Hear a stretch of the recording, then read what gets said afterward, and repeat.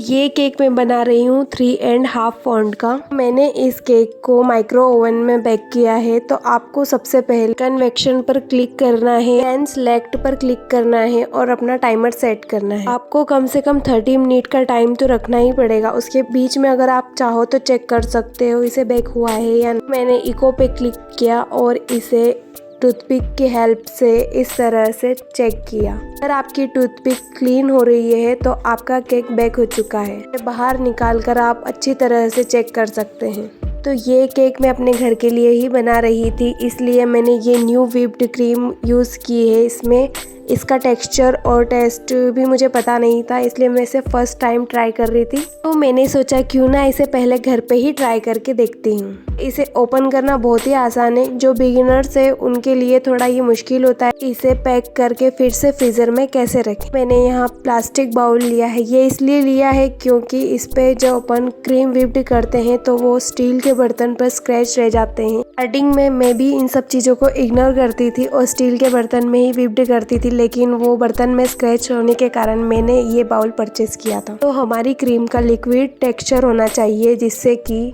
Cream अच्छे से whipped हो। तो आप कभी भी क्रीम व्हिप्ड करो तो सबसे पहले आप इसे फर्स्ट स्पीड पे रखो, उसके बाद आप इसे 4th स्पीड पे रखो, देन उसे 7 स्पीड पे करना। इससे आपकी क्रीम अच्छे से परफेक्ट व्हिप्ड होगी। इसे आप फाइनल चेक कर सकते हो इस बाउल को उल्टा करके। जब आपकी क्रीम अच्छे से व्हिप्ड हो जाए तो आप इसे उल्टा करोगे तो बिल्कुल भी हिलेगी भी नहीं जगह से। अगर आप ये छोटी छोटी टिप्स फॉलो करोगे तो आपका केक कभी बिगड़ेगा नहीं। अगर आप बिगिनर हो तो आपको कभी भी नाइफ से केक को कट नहीं करना है। स्पॉन्ज के आसपास नाइफ से निशान लगाकर धागे की हेल्प से कट कर सकते हैं। हमेशा अपने स्पॉन्ज को धागे से ही कट करती हूँ, क्योंकि नाइफ से कट करने में कभी ऊपर कभी नीचे हो जाए तो आपको हमेशा इसे धागे से ही कट करना है। मैंने इसी तरह सारी लेयर्स कट की।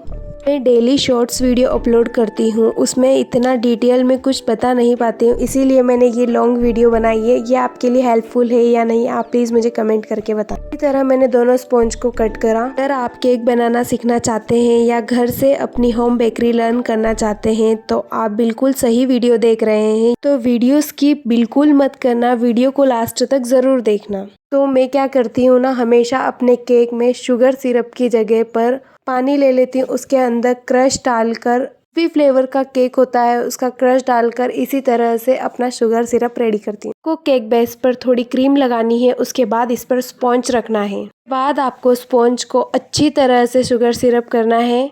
इस फ्लेवर का आप केक बनाते हैं उसी फ्लेवर का अगर शुगर सिरप रहेगा तो इस केक का टेस्ट और भी अच्छा आएगा। जो भी होम बेकर हैं जिनके पास अभी ऑर्डर्स नहीं आते हैं या कम आते हैं तो आपको इससे डीमोटिवेट नहीं होना है। आपको अपने काम पर फोकस करना है और पूरी मेहनत लगाकर काम करोगे तो आपके पास भी ज़रूर एक दिन ऑर्डर्स की लाइन लग जाएगी। यहाँ मैंने क्रीम के ऊपर क्रश लगाया, उसके बाद मैं यहाँ चोको चिप्स डाल रही हूँ। ये ऑप्शनल है बिल्कुल, तो मैं घर के लिए बना रही थी तो मैंने सोचा इस तरह से ट्राई करते हैं कैसा टेस्ट आता है। यहाँ मैंने सेकेंड लेयर रख दी है और सेम प्रोसेसिंग करना है इसमें सारी लेयर्स में। अगर आप मेरी बेकिंग जर्नी जानना चाहते हो तो मुझे कमेंट में ज़रूर बताना। मैं नेक्स्ट टाइम बनाने की टूल्स के साथ साथ आपको सारी चीज़ें बताऊंगी। मैंने कितने में सामान परचेज किया था, स्टार्टिंग में मैंने कितने पैसे लगाए थे और सब कुछ। मेरे पास जितने भी टूल्स है केक बनाने के वो सब मैंने ऑनलाइन परचेज किए थे।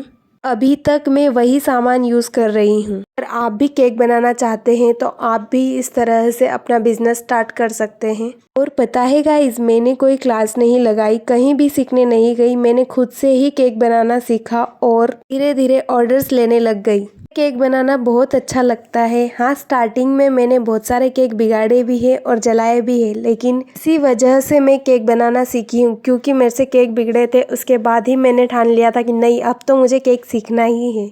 तो मैं YouTube पे वीडियोस देखती थी और देखते ही देखते मैंने केक बनाना सीखा। स्टार्टिंग में तो कोई भी परफेक्ट नहीं होता है, सीखते रहने से ही आगे बढ़ते हैं। मैंने इस केक को नाइट में ही कंप्लीट करके रखा था। नेक्स्ट डे मॉर्निंग में मुझे इस केक को कवर अप करना था। अगर आपके पास भी ऐसे एक दिन पहले ऑर्डर आए तो आप नाइट में इसकी प्रोसेसिंग कंप्लीट करके इसे फ्रीज में रख सकते हैं, जिससे आपका केक सेट हो जाएगा।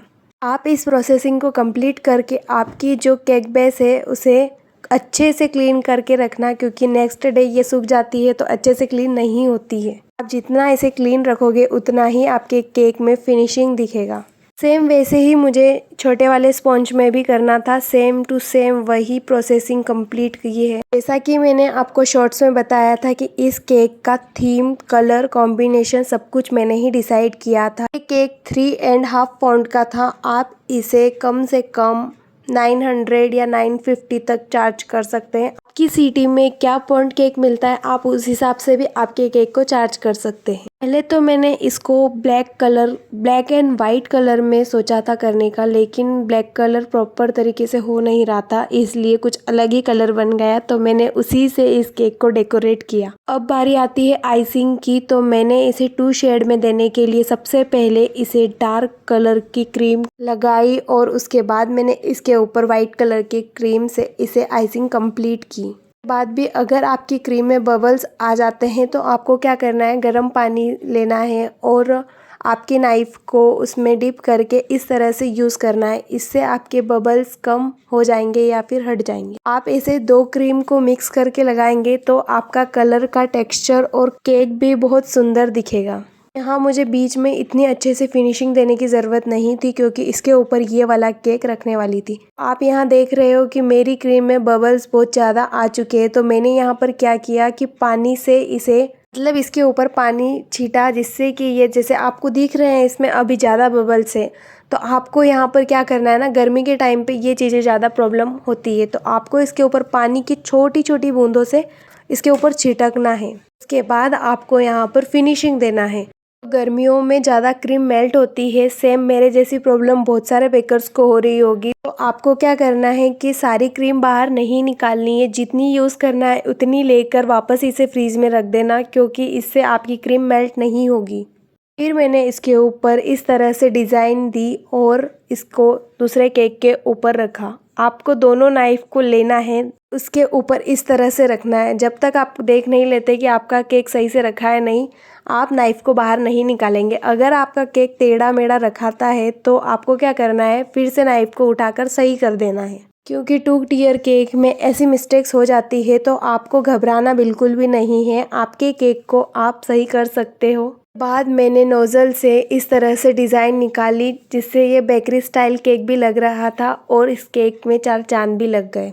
बाद आपको क्या करना है कि केक कहीं बाहर जाता हो, कहीं गिरे ना, इस वजह से इसमें आप बड़ी वाली टूथपिक डाल सकते हैं। ये केक तो मेरे घर पर ही था, लेकिन मैंने आपको वीडियो में बताने के लिए इसमें टूथपिक रखी थी। बाद उसकी जो डिमांड थी उस हिसाब से मैंने ये स्टिकर्स निकलवाए थे। उसको थार रॉक्स गाड़ी बहुत पसंद है।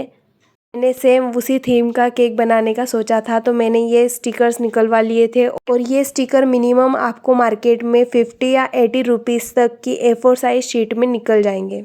आपके पास कोई भी थीम का केक ऑर्डर आए, आपको घबराना नहीं। आपको गूगल से फ़ोटो निकाल कर उसे इस तरह से केक पर लगा सकते हैं। फाइनली ये केक आपको कैसा लगा है, प्लीज़ मुझे कमेंट करके बताना। और thank you so much for watching my video. Please like, share and subscribe करना। मिलते हैं नेक्स्ट वीडियो में, और प्लीज़ सब्सक्राइब कर देना मेरे चैनल को। Thank you.